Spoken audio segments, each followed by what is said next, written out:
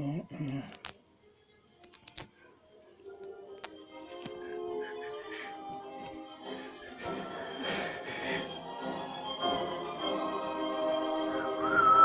up? What's up? What's up?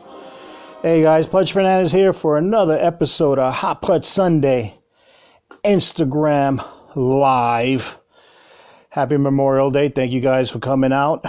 I know it's bittersweet. Usually we look forward to this weekend. You know, Memorial Day always means 3-day weekend, barbecue, beaches, pool, I don't know, going to the shore, family, all that good, happy stuff. And we're under Corona conditions still. All right. So we're still in the Corona phase. It's a little bit better, though. Upstate New York, for all you New Yorkers watching. You guys are in phase 1 now. So you just started opening up. I know some of the state beaches are open. I think the governor said 50% capacity, keep your distance, 6 feet, and no swimming. So not bad. But you can't go in the water. You know, you can't go in the water. So I don't know. I'm just the type of person that I'm not going to go to the beach if you can't get in the water. I don't know, that just to me that makes no sense. It's like going to the buffet but you're not going to eat, you know. So hey, I'll just save it for the summer. Hopefully by June, July, we'll have better conditions as far as this Corona. Hopefully we'll be in phase 2 or 3 by then, and we can get rocking and rolling. Because if I'm going to the beach, I want to tan and get in the water. I'm one of those that gets hot water, cool down, back and forth, you know. I just can't sit in the sand all day. I don't know. Maybe it's me. I'm fat. I overheat. I don't know. Call it what you want. But hey, I got to be in the water. So I need that back and forth. Either that or the pool. Let's see what happens about the pools. Hopefully that'll open up soon. But yes, we're still under Corona. So it is what it is. But it is Memorial Day. And like every Memorial Day, regardless of Corona or not or whatever, it's a time to pay respect, pay homage for all those who have served and are not with us today. So big reminder. Okay. If you guys, hopefully maybe some of you guys saw my Hot Pudge Sunday Facebook Live early today, 1:00. I was talking about it. Yes, this is Memorial Day, is to memorialize. Thank you. Public high school education, memorialize everybody who served, went overseas, and did not make it back. Now, you know, something that just crossed my mind, when we talk about people who served and did not return, we always think about combat, wars, like the wars we've had recently. We had the Iraq War, the Afghanistan War, before that, Desert Storm, Panama, Vietnam, Korea, World War II, and so on and so forth. We always talk about war and soldiers not coming back. But it just dawned on me, that's not the only time that they're in harm's way. War is not the only time that they get killed or they get hurt. It also happens in training. Okay, that's something that people, I guess people don't know, maybe they forget, or it's just not ingrained because we're so used to, okay, dying, injured in combat, war equals, you know, bad stuff. But bad stuff happens to everybody when there's no war. Soldiers, airmen, Marines, Navy personnel, they're dying. They die. I mean, not to put it so bluntly, but yeah, they're constantly training, and they do get hurt and they do get injured. And unfortunately, some of them do die during training accidents. So yes, Memorial Day is for the ones who went to combat and didn't make it back. But there's a lot of people who served, men and women, who were out there putting themselves on the line, training to be ready, training to do their jobs. And unfortunately, something happens, and it does. I spent 8 years in the infantry. I did not see combat, but we did train. We did train a lot, and yeah, people got hurt, people got injured, and I know lots of stories of people dying under training conditions. It's pretty crazy. Hopefully, maybe I'll share some stories with you guys. I have today for Memorial Day our special guest, 82nd Airborne Army combat veteran, also a comedian. How about that? James Mack is with us today. So started Memorial Day style. Just waiting on James to jump on. But where you at, James? Hey, what's up, man? How's everything? How are you? Happy Memorial Day. About as happy as it can be, yeah. Uh, Hey, like I was telling everybody, I know this is a time that we reflect, look back, and pay our respect and homage to those vets who did not make it back.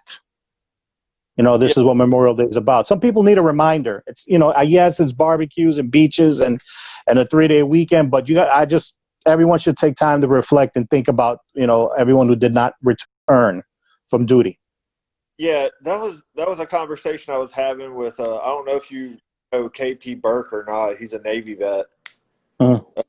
comic. Yeah, I have him. I believe I have him on Facebook. I believe, yeah. Okay. Yeah, I was talking to him about that. He was like, ever get irritated at people that are like, oh, like, oh, happy Memorial Day, and they're all bouncing. Like, aren't you glad you're a veteran? And I was like, it depends. I was like, if they're do it, then I stare at them like they've grown a dick out their forehead. If they're a regular person, I just kind of go, all right. I used to make a big deal about it, and now I just kind of go, yeah, it's not really happy for us, but I can understand. Okay. Well, you know, it's just it's a general phrase we always say as far as happy goes with any holiday, but I also use it. I mean, as far as today, for example, as a time to educate, Yeah. and I'll tell people, hey, listen, happy Memorial Day. You should be happy that we have such a kick-ass volunteer army, that we're one of the few countries in the world that it's not mandatory to serve. So because of these great Americans who are volunteering, you are able to do whatever you want. So, Yeah. you know, be happy, be grateful, and honor those who are serving and who, especially now, Memorial Day weekend, did not return. So, yeah, I mean, hey, they can be happy. I just want to school them on why they should be happy. You don't Yeah. have to serve if you don't want to serve, Yeah. you know? But the other thing, and I kind of look at it like this, is also, it's kind of like I had one of my sergeant majors that told me this one time. He said, telling me Happy Memorial Day is like dad passed away and me telling you Happy Father's Day.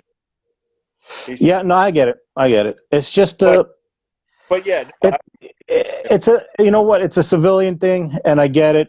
And it's just happy. Happy is like the you know what I'm saying? The prefix to every holiday. yeah, So, you know, I totally get it. I don't, you know, I'll school them. You know, I won't get mad.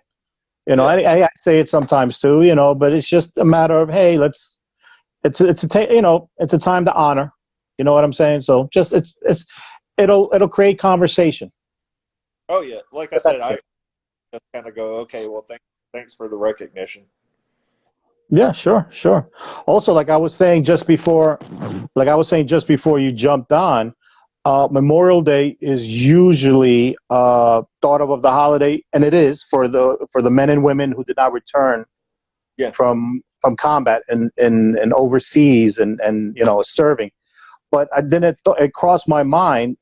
It just came to me. You know, sometimes we don't have to be at war for soldiers and Marines and airmen and Navy personnel. We don't have to be under combat conditions for them to get hurt, get injured, or even die. I mean, I remember my years. I mean, there's people always getting, you know what I'm saying? So there's hard times. And don't forget Coast Guardmen too. So Coast they're part. Guard, yeah. So Um, yeah, there doesn't have to be a war, and you know, we still lose them. oh So we yeah. get on as well. The When I went through jump master school, the at Fort Bragg Advanced Airborne School, like the class after me, they had a sergeant that made a mistake going through jump master, lost his life. So the supposed to lean out with a safety parachute or your reserve. He leaned out and they didn't. When he came back in, it pulled his parachute. So Exactly, exactly. That's what I thought. It's like, yeah. So that's another thing I remind people. You know, veterans. I mean, we should be honoring not only the ones from combat, but just the ones who were in training, I mean, they volunteered, they gave up their time, they put their asses on the line. And accidents, whether it be a airborne accident, we went to the desert a lot, National Training Center, and every time we went there, we always heard the safety briefings. But before you go to bed, put out your chem lights, Yep. or else you're going to get run over. And every year, dozens, if not dozens, of military personnel are getting run over, Yep. with or without the chem lights, by tanks, Humvees, vehicles, getting bit by rattlesnakes. You hear Ranger School, a lot of them getting frostbite, and who knows how many. I can only imagine how many like injuries and just Navy SEALs, infantry, artillery. I mean, just going out to the field, and forget about the sprained ankles and broken bones. I mean, hell. So, yeah, it is important for to remember the combat and the wars, but it's happening right now as we speak. Somewhere in the world, there's soldiers getting injured and hurt. Yeah. Well, you had that the whole incident that happened at West Point last year, camp, where the cadets, truck rolled, killed a cadet. So What killed the cadet? the truck they were in rolled, like they were Rollovers. Yeah, happened. I mean that used to happen. I know in Germany, up at Hohenfels and Grafenwehr, you'd have rollovers, frostbite, stuff like that. Definitely with Memorial Day, and you were talking about like non-combat Yep. things. Is of course, I mean, we still have horrible PTSD statistics, and it's gone up. A lot of people haven't kept up now with quarantine and all the shut-ins, and people can't get up. We're unfortunately, veterans are committing suicide at 24 a day now, while this quarantine's going on, where we were starting to lower the numbers down to 21, 20 a day before this. So, sucks. Yeah. That's actually another thing I was talking about today. Again, Memorial Day is to honor those who did not return home from combat because they lost their lives. But I also feel like, you know what, we need to honor the ones who did return from combat, because while they did not lose their lives, they lost something. And that something sometimes is physical, psychological, mental, spiritual. They definitely lost time. They gave up time leaving their lives, their family, their loved ones. They gave up their freedom. So first and foremost, when they go overseas, they all gave up their freedoms, the freedoms that the Americans take for granted. But on returning, again, they lost limbs. Some of them, it wasn't physical. Some of them was psychological.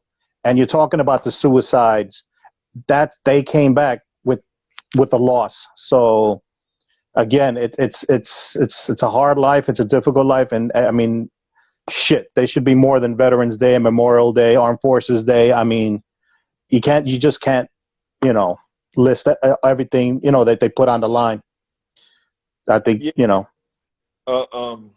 Yeah, and that's one of the things on the, like we did give up a lot. Granted, I wouldn't trade it for anything.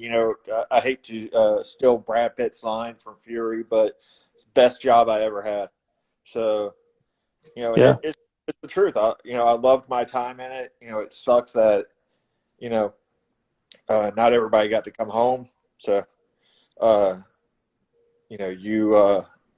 that's what you would hope for. So, yeah, my wife asked me a few weeks ago, because I don't know, I forgot I was watching something, and she was like, "Do you miss it?" And I was like, "Yeah, I kind of do. There's so many things, the structure, the mission-oriented posture that we're in.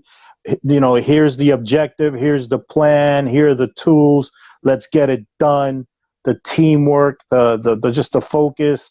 I guess that's why my family hates me, because I'm a little bit of a taskmaster and snap, crackle, pop, because that's how we were trained. You know what I'm saying? And it's all about the objective and achieving the objective and doing it together and getting you know what I'm saying?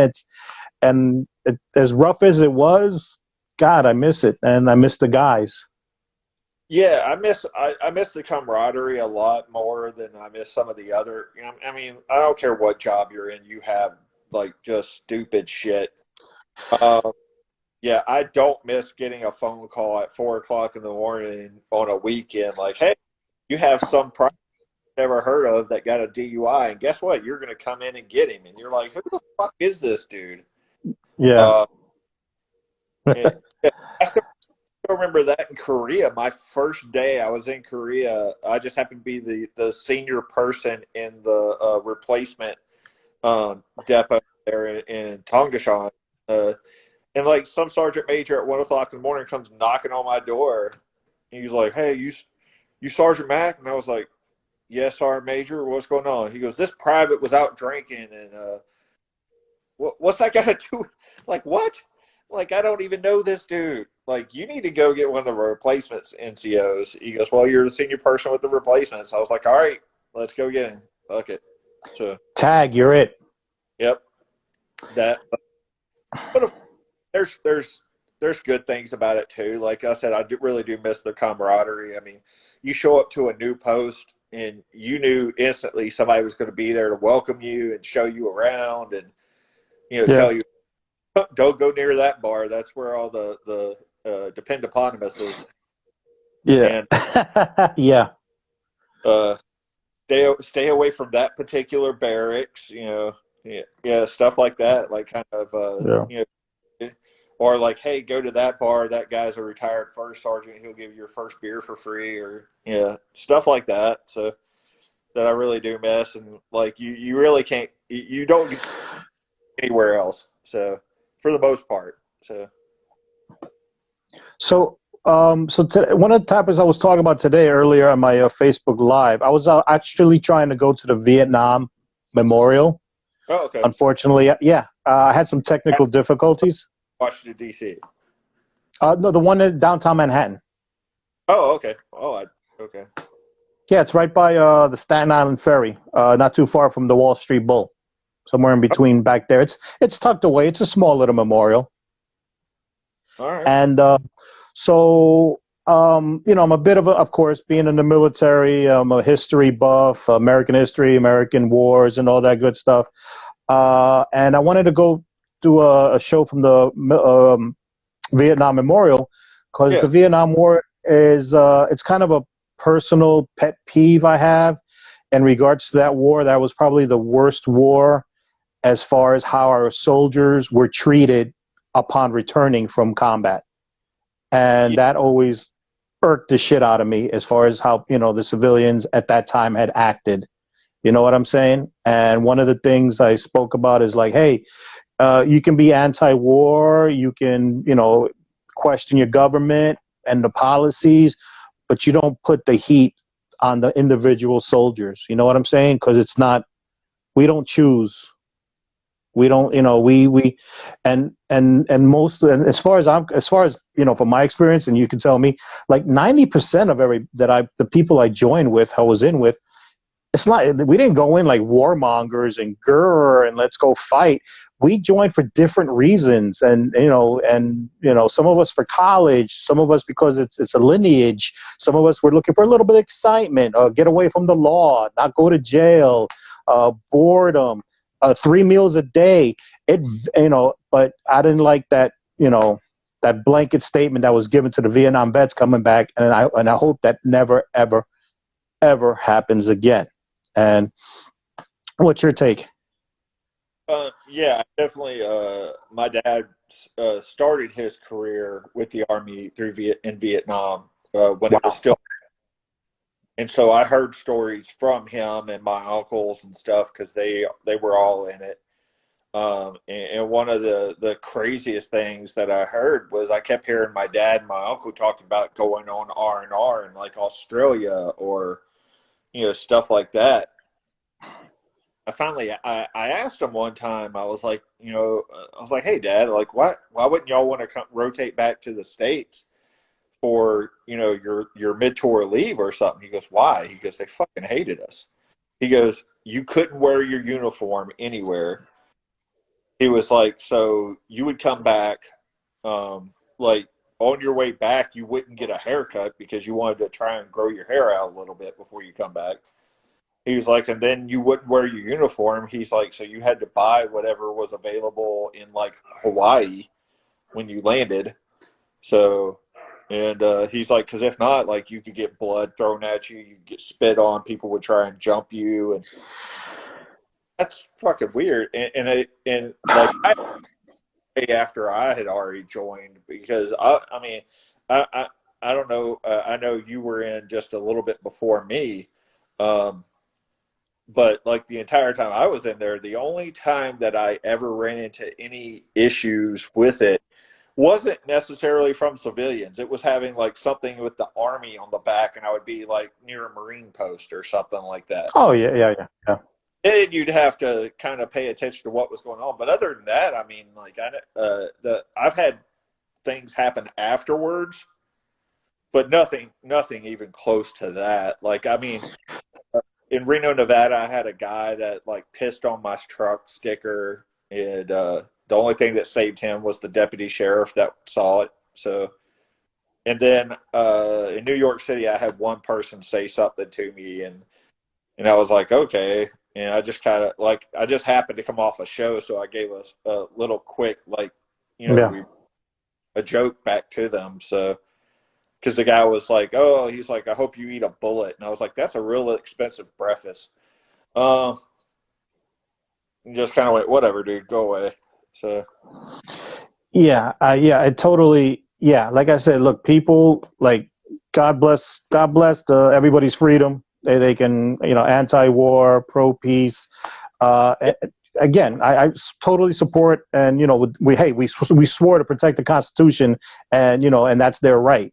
But yeah, just they need to separate the individual from the governments and the powers that be. We're not responsible. We're just doing what we're told.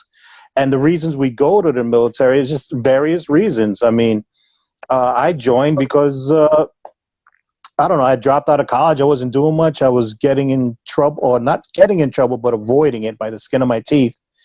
And I needed to do something with my life. And I was adventurous, and I chose the infantry. I wanted to get away, make something of myself because I wasn't happy where I was at that time. And again, everybody's story varies. Why? So when you enlisted, you said a lot of your family members, your father and uncle. So I guess it was a lineage thing. It was already embedded in you. well, that's the weird thing is like my dad didn't really care whether we joined. He like my dad was pretty open minded, like, hey, whatever you want to do. But that was what I wanted to do. Okay. Um, and like coming out of high school, I went through everything to try and get into West Point. My dad's like, you're not going to be an officer without enlisted time, so no. Yeah. Uh, so he wouldn't sign off on it. So I enlisted. Actually, I was at Texas A&M, and I just was like, I'm done with college. So I'm kind of glad I didn't go to West Point right out of high school or nothing, because I'd have been like, I'm done with this shit. Uh, Stuck. Yeah. yeah. But no, I was just like, I want to do something else, and I had already planned on joining the military anyway. So I was like, oh, I'll go enlist it. I'll finish up my time, come back, finish my degree, and then pin my bars and keep moving. And just really, once I saw kind of how it worked, I didn't want to be an officer. I was like, no, that's What was infantry like? Was it your first choice and only choice? that was the funny thing, was because that was pretty much the only thing I knew. So, Right. and I went into the recruiter's office telling them that I was like, I want to be infantry, and my Yeah. recruiter, all right, let's look at your ASVAB scores, and he was like, Yeah. Yeah. no, no. He's like, dude, your ASVAB scores, you can do whatever you want. I was like, yeah, I want to be infantry. Let's go do this. And he was like, and my recruiter was in Ranger Regiment at one point, so he was like, no, you don't want to go infantry. I was like, I think when I joined, I was 5'6", 112, and he was like, you really don't want to be infantry, man. Yeah. And I was like, no, that's what I want to do.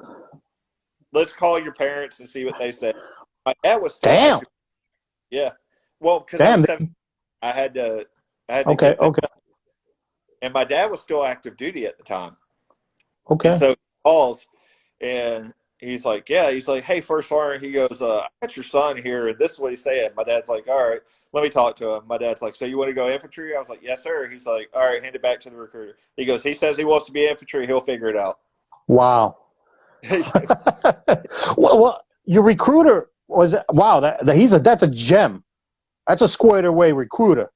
I mean, because I walked in and I said infantry, and he's smiling like, I mean, I must have made his day. I must have made his quota because there was no Yeah, hesitation. I said, I only had one hesitation because I knew I wanted to join. Actually, I walked into the Marines first, yep, uh, but I joined when I was 20. So I had 2 years and a lot of friends who had already gone after high school. So I did like a straw poll, and half of them gave me the thumbs up as far as military, and the other half was like thumbs down. So I was like 50-50. And I was looking for a 2 year program because I was like, you know what? If it sucks and I hate it, I'll be man enough and finish my 2 years and get out.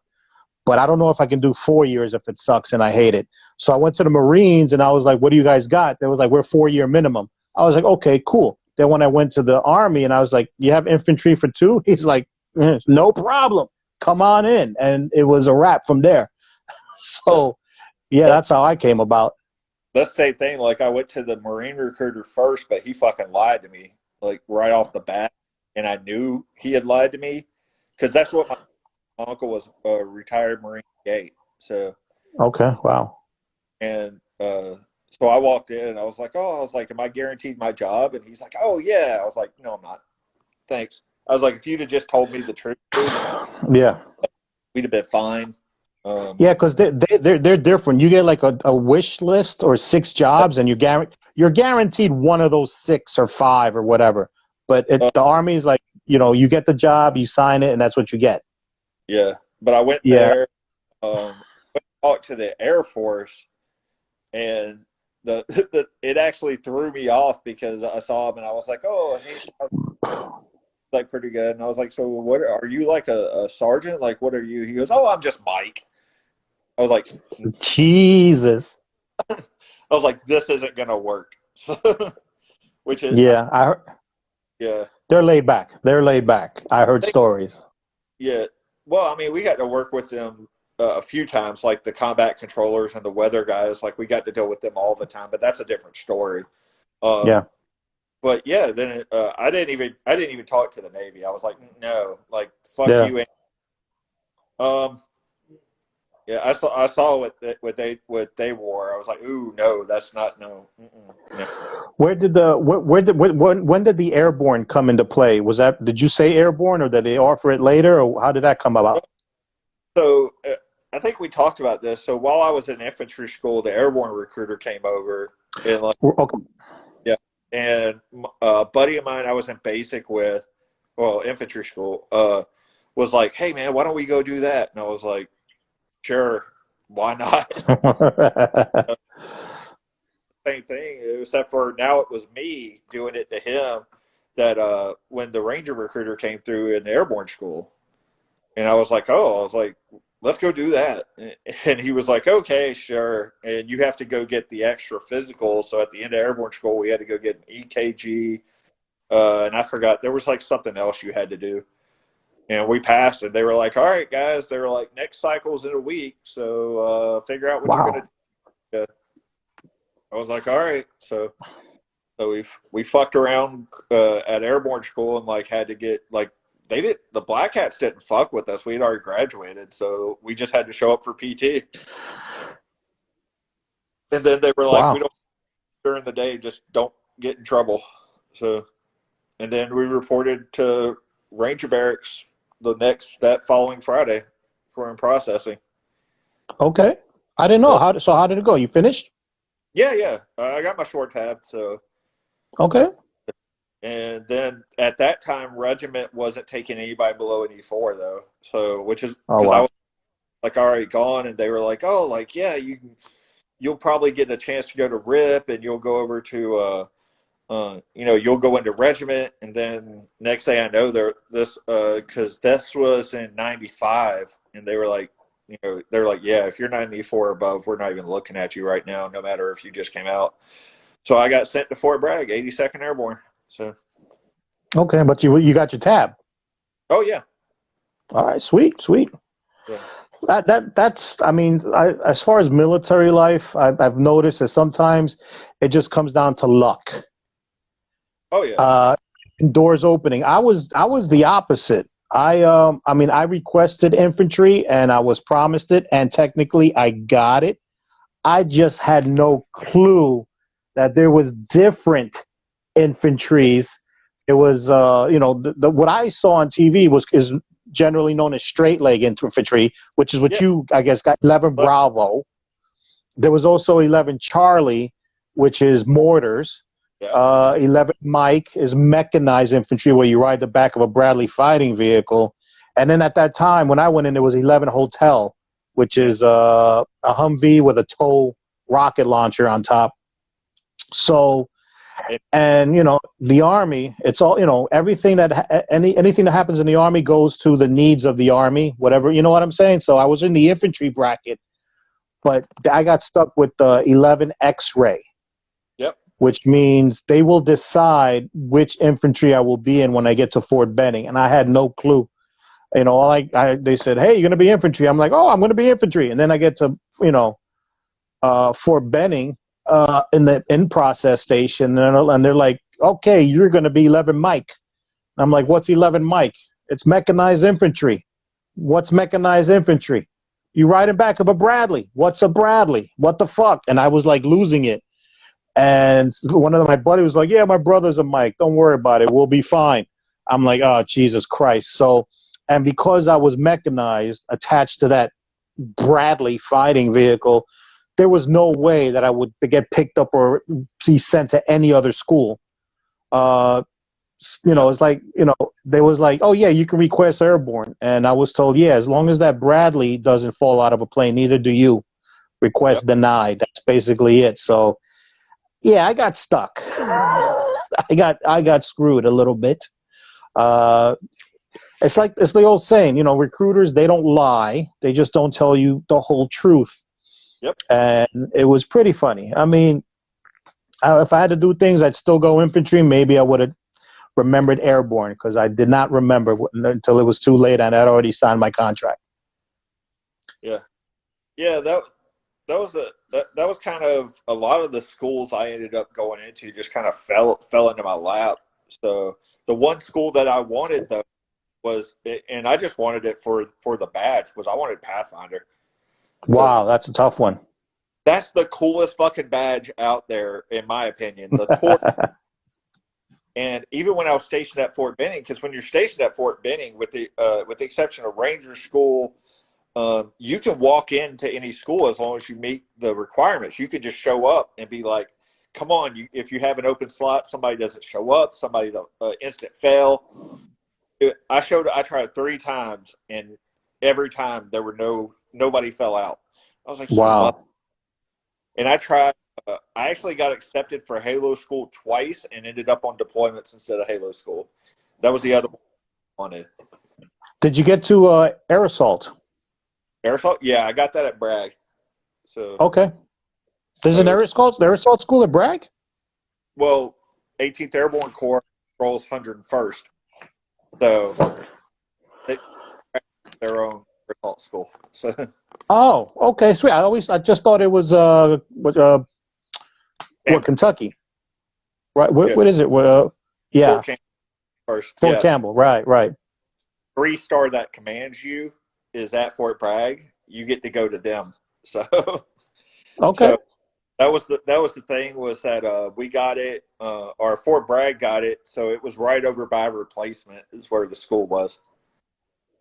But the only thing that sucked, and the biggest difference, is at Campbell you actually got to rappel out of a live helicopter, whereas at Bragg it was like one of the helicopters that was on like a post and shit. Yeah, and And a you, tower, at the top of a tower. Some. yep. So Yeah. like you climb up the netting on one side and then hook up. Yeah, and you come down the helicopter on the other side. But the good about at Fort Bragg because it has an entire aviation brigade, and you have 82nd Aviation. So like when you're doing all your sling load stuff, like you got to do live sling loads. So that was cool. Okay. All right. So Not. I know you told me way back. You guys trained in a lot of places around the world, right? sure, training. We'll go with that word. So What were some of the places you guys visited? the deployments I got were I got South America 3 times altogether. I got to go to Panama, Iraq, Afghanistan. Didn't get Kuwait. Got Egypt. Got to deploy to Poland, Wow. Kosovo. How long were those tr- training? Or Um, it depends, man. So like when we went to South America, those were 6 month tours. how long? 6 months. Now you South America. That was the one you went to Colombia, right? Well, we went to Colombia and we went to Brazil twice. Tell me about Colombia. Um, pretty much That's what my that's where my because family's from. So I'm just curious. I'm sorry, man. Is that why you brought me on here? Is you're like going to show me? No, that was during the drug war shit. So we went down there to do drug interdiction. So basically try and figure out like, hey, where is this coming from? We would find out. We would also, uh, you know, walk around the jungle and hope that you don't get eaten by something or get shot. So Were you guys working independently or like hand in hand with the Colombian military? um, some of it, a little bit of both. So Okay. it worked with School of Americas or whatever it's being called now. You know what I'm Oh, talking about. the At School Fort of Bend. Benning, Georgia. Yeah. Yeah, they keep changing the name, hoping that people will quit protesting it. Uh, it never happened. That's where all the world's future leaders go. Yeah, exactly. Somebody's got to run the car. Noriega. Uh, Noriega. yeah, we.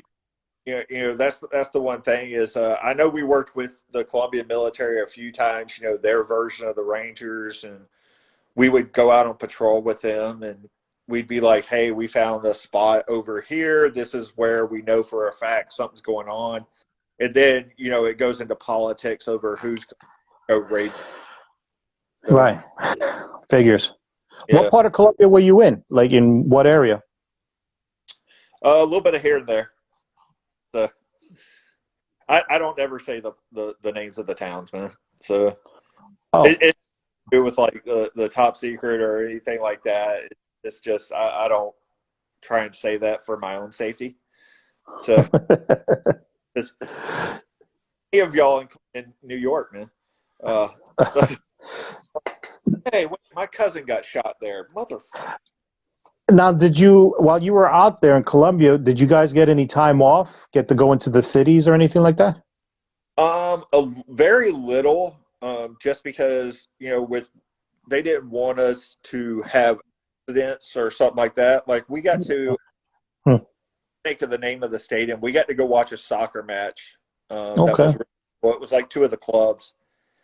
Fuck, what was the name of that stadium? Now that's going to drive me crazy. I'll tell you real What quick. city was? Well, I'm gonna just look up the fucking stadium. Okay.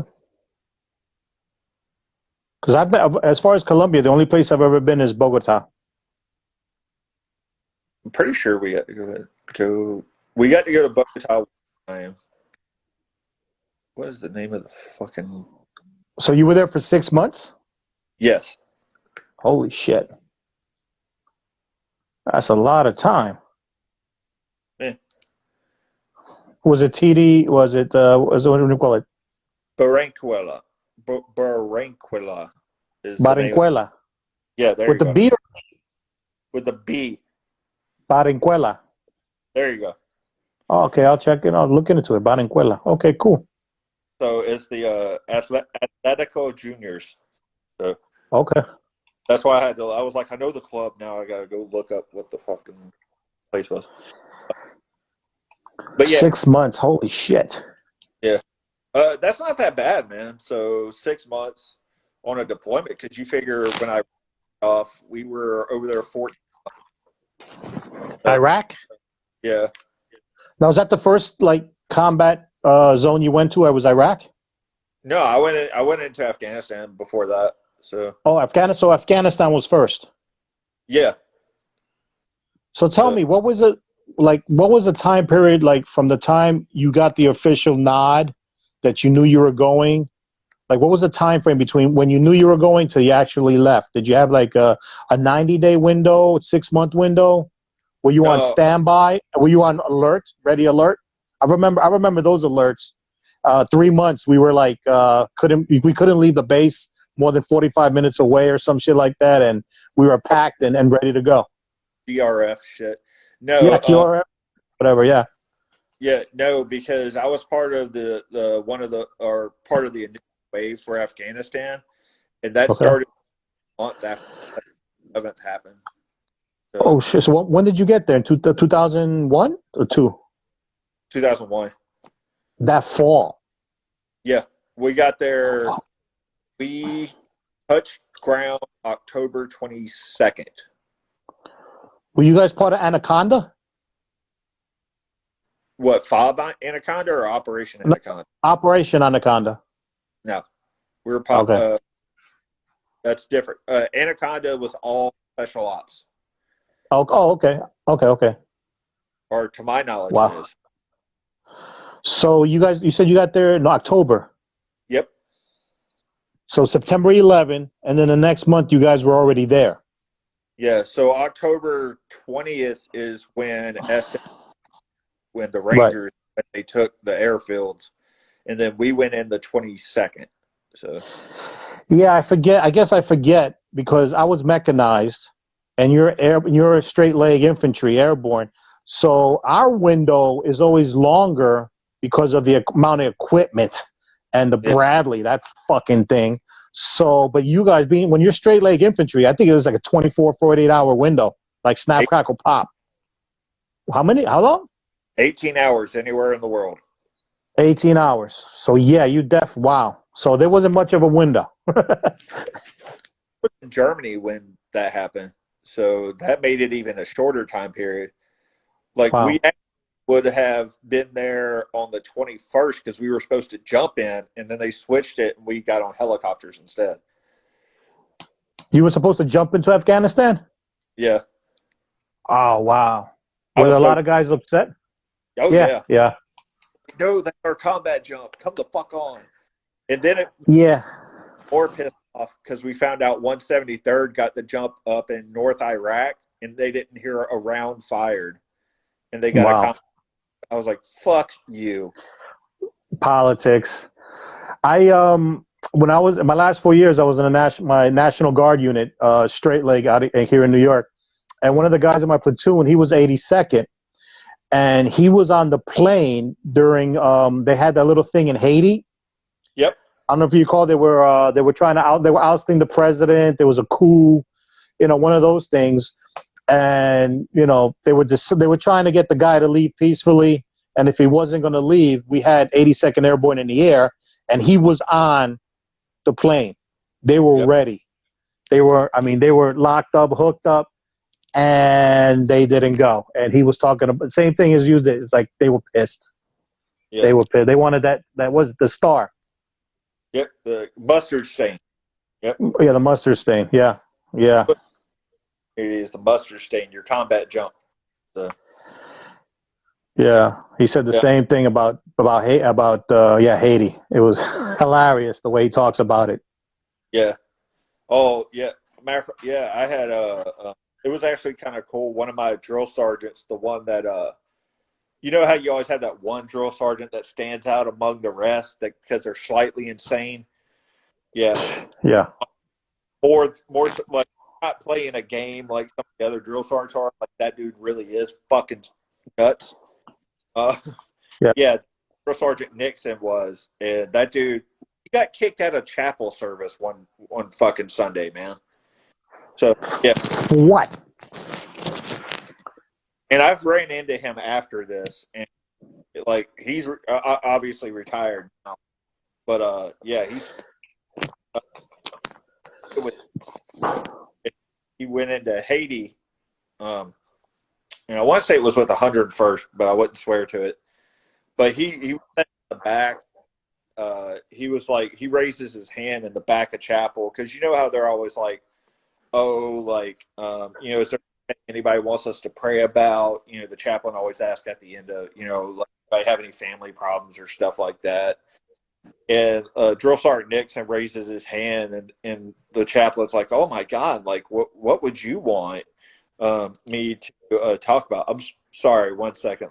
I'm muting a Facebook conversation that doesn't have shit to do with me right now, but it keeps Gotcha. covering everything. And I'm like, Yeah. "Shut the." That's probably why you're popping. Your audio's popping a little bit. Yeah. But yeah, Drill Sergeant Nixon raises his hand, and the chaplain's like, "Oh my God, Drill Sergeant, I didn't even know you were religious." Yes. What would you like me to ask God for? He's like, "Can you ask God to start a war so I can kill people?" And the chaplain's like, and he wasn't allowed to come in anymore. He had to stand on the steps. It's like I was saying earlier. Like I think 90% of us are. We have 90 different reasons to why we join. A lot of us doing the right thing, ready, willing, able, trained. We take on the responsibility, but there always was that 10% that did want to go to. You know what I'm saying? There was a few. There was always that one in every platoon. I think Oh, one in every platoon. Yeah, one in the platoon. That's 1 in 30. But yeah, I knew guys like that. yep. We're and some of them like get that way after they've gone over. They're just like, "This is what I was made for." Yep. There you go. And that's It's cool. weird, isn't it? That's your that's we had a medic of ours that we went over the first time in Afghanistan. Loved it. He was like, "This is what I'm made for." Like, he was Wow. fire. He knew his shit. He could fix you in a heartbeat. He was like, "Fuck it, I'm going Special Forces medic. Let's go." And he did. He went selection, made it through, and I haven't heard anything um, from him in a while. But I always check the list for anybody. Oh, and he hasn't showed up on that, so that's always a good one. So, Yeah, it's weird the psychological aspect of training and then actually being in combat. Towards the very end, just before I got out, I was feeling kind of funny. It's like you were saying about, in the airborne, you wanted that combat jump. You guys jump 1,000 times a year, and here it is, and you guys were looking forward to this official combat jump. And I know my last year in, when my window opened up and I had to consider re-enlisting, I was in a weird state of mind where I was tired of training. yep. I never wished war. I never asked for war. It's not something you want, and I didn't was looking for it. But it was a weird thing in my head because I was tired of training, and it was so repetitive. And not. It's like, hey, it's like being like a stand-up comic. If you're going to be an open mic if you do open mics for 5, 10, 15 years, you're going to want a real crowd after a while, and you're going to get itchy because you get tired of training. You know what I'm saying? So I, it was weird. I was done with open mics after 3 months. So, but yeah, that's the reason. Like I ended up retiring. That's why is they were like, "Hey, you can either you retire and take an early retirement," because at the time Obama was doing a drawdown. Okay. Um, they were like, "Or you can stay in, but you haven't done any time off the line. Like you've been straight deployable this entire time." And they were like, "You need to go do something like recruiter, drill sergeant, instructor, Right. something." I was like, "I don't want to do that shit.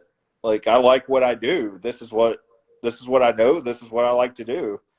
Let me train soldiers. Let me, train them in real time, and, let's go." They were like, "Nope." And I was like, "Fine." And I down on orders, I was going to be a tax sergeant at OCS. And I was like, "Fuck you. No, I'm not." So I had a buddy who did it, and he was like, "That was the worst of his life."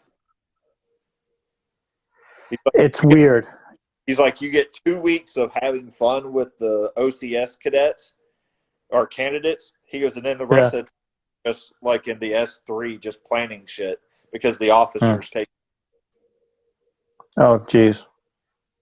And I was like, oh, I don't want to do that shit. So put in for early retirement and retired at 15 years and 6 months. So Yeah, it's a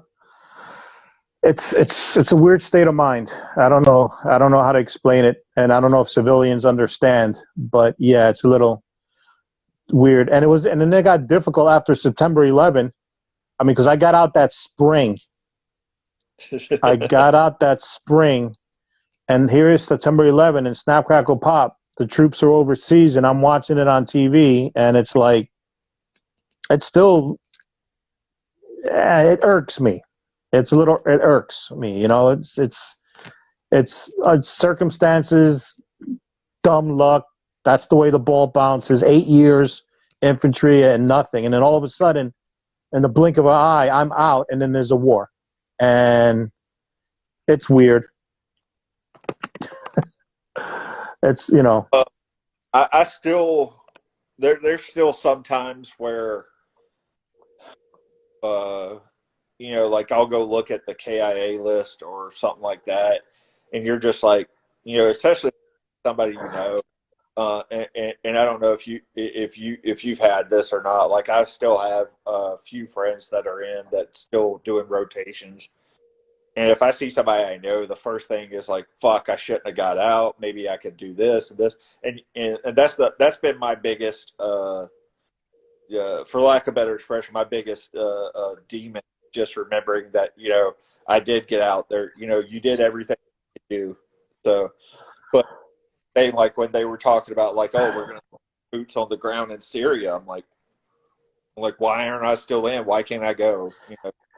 there's something special, and I'll say special about the bond of troops in those situations when you're training and you're going through shit together, and then when the day comes and the call comes, you want to be there with your guys, and if you're not there, because I've heard I mean, you're somebody who did your time, and then and you got out, and then your buddies are might be going somewhere, and you wish you were there. I'm somebody who trained, never saw combat, but bothers me that I trained for something, didn't go, and I know people who did, and I'm like a little irky. I had the opportunity to meet some veterans, even from Vietnam, who the same thing. They were in the Navy. They were there for years. They got out. Then the war broke out, and they were like, or another guy who just hated the fact that he was in Vietnam, but he was stuck on a ship, and Yeah, all his buddies were going. So it's like that need or that want or that it's just to be there because your friends are there, because the guys you came up with are there, and you just don't want to be left out because you want to be there for them. It's how we're trained. It's a weird psychological state. I don't even know if I'm explaining it right, but I've yeah, seen it in many different forms. yeah, and it's always something, and it's hard to explain. Like, you're like, oh, why would you want to be in war? Like, well, trust me, like nobody, very few people want to be getting shot at and blown up and shit. It's the fact that you have somebody that you and you care about that's going there, and you like the best thing that you can think of is why can't I be right next to them to try and do as much as I can so they get to come home. So Yeah. and and that's the other thing. I mean, that was probably the other part that was the hardest to get over, is just to kind of remind yourself that uh, there is no guarantee that anybody gets to come back home. So No. Yeah. uh, that was one of the things that, even though the way I was brought up and with the way that we were taught about death growing up, was that like for and it's kind of a German thing. My grandparents came over from Germany way before World War II, but the northern Germany kind of has this weird religious thing where they're mixing kind of like Norse religion and Catholicism. and we were always told it was like from the day your first breath was given to you, your last breath was decided. So it doesn't matter what you're doing. You're not going to die before or after when you're supposed to. So, and I was like, Wow. and so that kind of helps a lot to be like, it doesn't matter what I do. Like, I can't affect that, but it still sucks when you don't bring somebody back. That was I'd probably say the hardest thing for me to get over is quit replaying it in my mind. Like, oh, what could have happened Yeah. here? What here? And you eventually learn, like, it doesn't matter how many times I look at it. Shit doesn't change. So Yeah. What are we going to do? Just the good old saying, continue to march. yep. So Just keep moving forward. yep, exactly. So listen, man, I got to wrap this up because this is on a time restraint. But I Yep. want to thank you for coming on, spending this Memorial Day weekend with us. I'm sorry we didn't get to talk about comedy. Maybe we'll do that in another interview. Yeah, sure. But this is exactly what I wanted. Just some people to learn, people to get some insight, people to understand. That's the biggest thing. Just want people to know. Can I You know plug what I'm something? saying? Yeah, go ahead. So tomorrow, myself and now quite a few people, veterans and non-veterans, are off 6,828 names up until Friday who have passed away or who have been killed since the start of the Afghanistan war. So for Operation for Afghanistan, and any of that. So Operation Enduring Freedom, Iraqi Freedom, and Noble, I think is the new one. So that included Syria. So we're going to be doing that. That's starting at 8 a.m. tomorrow morning, and then it should finish about 7:30 p.m. tomorrow night. Where do they catch that? Where can I go for that? Just go to my Facebook page. So James Mack. Okay. Yeah. I'm not going to put it on my production page. I don't want people to think this is a comedy related thing. Gotcha. Okay, so James Mack on Facebook starting tomorrow, 8 a.m. Eastern time. Eastern Standard Time. Yep. Gotcha. James Mack, thank you so much. Thanks, man. Thank you for joining us. Thank you for your service. Thank you for yours. All right, and I'll see you soon. Be good. Later. You got it.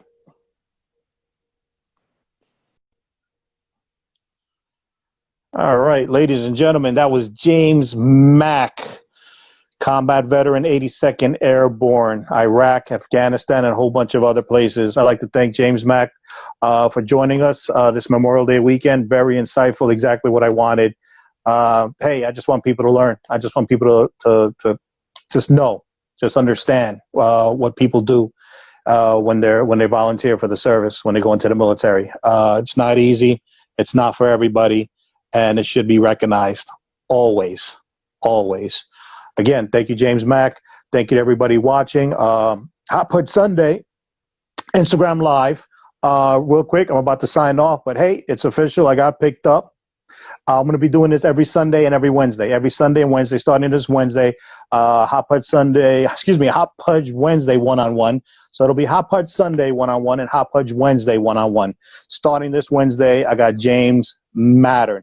Stay tuned to my Instagram and Facebook for more details. Peace. Thank you. Much love. Happy